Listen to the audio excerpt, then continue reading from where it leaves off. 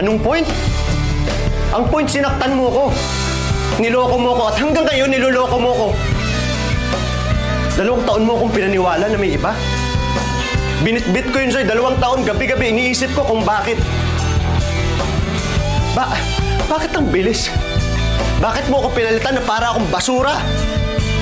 Tangina, ano ba yung meron ng taong yun na wala ako? Mas gwapo? Mas mayaman? Mas magaling? Tangina, mas masarap ba sa akin yun? Aminin ko minsan ako'y mali. 2 taon kong kinwestiyon yung sarili ko. Inaaraw-araw kitang minumura.